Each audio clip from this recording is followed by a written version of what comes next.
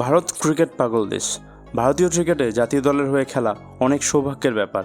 কিছু বাঙালি ক্রিকেটার আছেন যারা ভারতীয় দলে নিজেকে মেলে ধরেছেন, তার মধ্যে কয়েকজন বিশ্ব ক্রিকেটে নাম যশ খ্যাতি অর্জন করেন। আসুন আজকের এপিসোডে ইন্ডিয়ান ন্যাশনাল টিমের হয়ে খেলা কয়েকজন বাঙালি ক্রিকেটারকে নিয়ে আলোচনা করি। আলোচনা শুরু করা যাক অশোক দিন্দাকে নিয়ে। এই right arm medium special bowler 1984 সালে মেদিনীপুরে জন্মগ্রহণ করেন।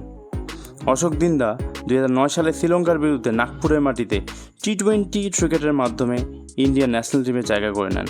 এরপর 2010 সালে জিম্বাবুয়ের বিরুদ্ধে তিনি ওডিআই ক্রিকেটে নাম লেখান। দিন্দা ভারতের হয়ে 13টি ওডিআই এবং 9টি টি-20 ম্যাচে প্রতিনিধিত্ব করেছেন। এই দুই ফরম্যাট মিলিয়ে অশোক দিন্দা সর্বমোট 29টি উইকেট শিকার করেন। তালিকার পরবর্তী নাম লক্ষ্মীরতন শুক্লা। 1997-98 সেশনে মাত্র 16 বছর বয়সে বাংলার হয়ে রঞ্জি ক্রিকেটে পদার্পণ করেন। 1981 সালে হাওড়ায় জন্মানো শুক্লা 1999 সালে শ্রীলঙ্কার বিরুদ্ধে নাগপুরের মাটিতে ওডিআই অভিষেক সারেন। দেশের হয়ে শুক্লা মাত্র 3টি ওডিআই ম্যাচ খেলার সুযোগ পেয়েছেন এবং কুড়িয়েছেন মাত্র 1টি উইকেট। আসুন এবার আলোকপাত করা যাক দীপদাস গুপ্তার ওপর। দীপদাস গুপ্তা 1977 সালে কলকাতায় জন্মগ্রহণ করেন। বাল্যকালে জিমন্যাস্টিকে আগ্রহী দীপদাস গুপ্তা ক্রিকেট ক্যারিয়ার খানিকটা বিলম্বেই শুরু হয়। সাবা করিম ভারতীয় ক্রিকেট দল থেকে অবসর নিলে দীপদাস গুপ্তার সামনে দরজা উন্মুক্ত হয়। 2001 সালে সাউথ আফ্রিকার বিরুদ্ধে জোহানেসবার্গের মাটিতে ওডিআই ক্রিকেটের মাধ্যমে জাতীয় দলে প্রবেশ করেন। চলতি সিরিজে তিনি টেস্টেও অভিষেক সারেন। দীপদাস গুপ্তা ভারতের 8টি টেস্টে 344 রান এবং 4টি ওডিআই ম্যাচে 51 রান করেন। বর্তমানে দীপদাস গুপ্তা ধারাভাষ্যের সঙ্গে যুক্ত রয়েছেন। তালিকার পরবর্তী নাম ডোমেস্টিক ক্রিকেটে বাংলার রঞ্জি দলের নিয়মিত সদস্য মনোজ তিওয়ারি। 2008 সালে অস্ট্রেলিয়ার বিরুদ্ধে ব্রিসবেনের মাটিতে ওডিআই ক্রিকেটে অভিষেক করেন। সেই ম্যাচে ব্রেটলির আগুনে বোলিংয়ের সামনে কার্যত তিনি আত্মসমর্পণ করেন। মনোজ তিওয়ারি ভারতের হয়ে 12টি ওডিআই এবং 3টি টি-20 ম্যাচ খেলার সুযোগ পেয়েছেন। মনোজ তিওয়ারি দুই ফর্মেট মিলিয়ে 302 রান সংগ্রহ করেন।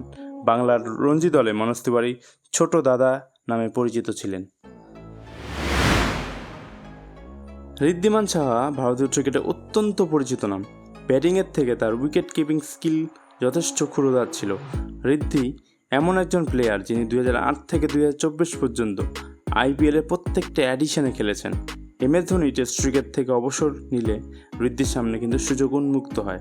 2010 সালে সাউথ আফ্রিকার বিরুদ্ধে নাগপুরের মাটিতে টেস্টে অভিষেক করেন এবং নিউজিল্যান্ডের বিরুদ্ধে গৌহাটিতে ওডিআই ম্যাচে অভিষেক করেন।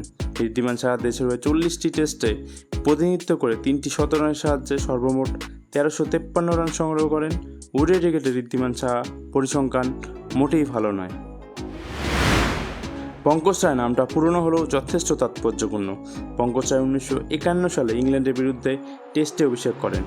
43টি টেস্টে পঙ্কজ রায় 5টি শতরানের সাহায্যে 2442 রান সংগ্রহ করেন।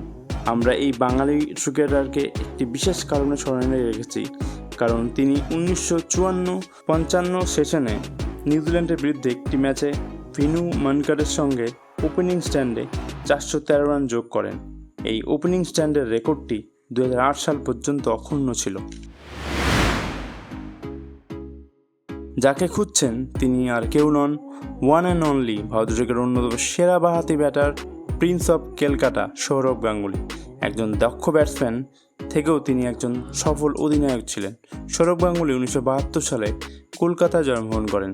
দাদা 1992 সালে ব্রিসবেনের মাটিতে ওয়েস্ট ইন্ডিজের বিরুদ্ধে ওডিআই অভিষেক এবং 1996 সালে লর্ডসের মাটিতে ইংল্যান্ডের বিরুদ্ধে টেস্টে অভিষেক করেন।